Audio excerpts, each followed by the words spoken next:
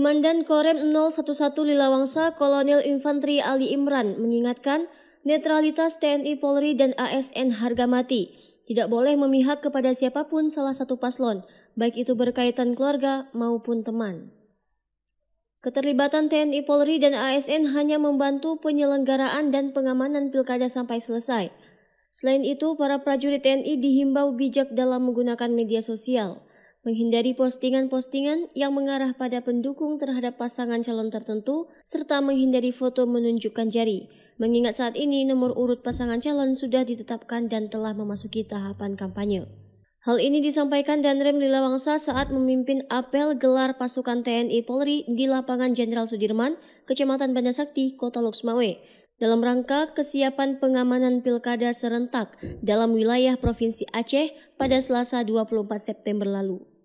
Kolonel Infanteri Ali Imran menyampaikan dalam mengamankan tahapan pilkada serentak tahun 2024, pihaknya menyiagakan sebanyak 3.599 personil yang tersebar dalam 12 kabupaten kota dalam wilayah jajarannya.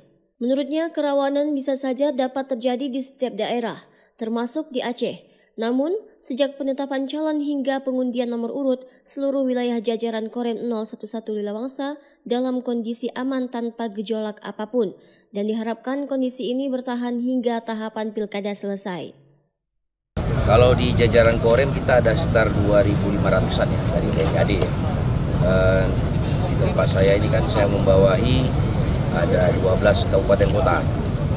Makanya hari ini kita melaksanakan apel gelar khususnya yang langsung di wilayah Loksmawe, termasuk di wilayah lain apel gelar yang terpusat di Belang Padang dipimpin Pangdam untuk mengecek kesiapan pasukan kita, baik TNI maupun Polri.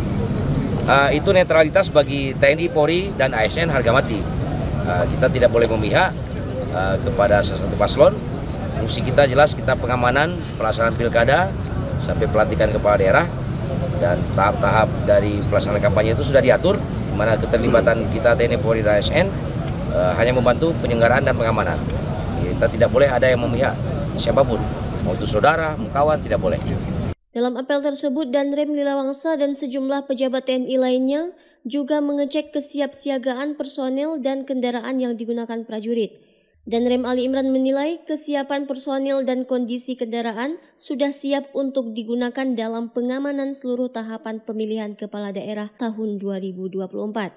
Dari Loksmawe, Denny Muhtadi melaporkan untuk Puja TV.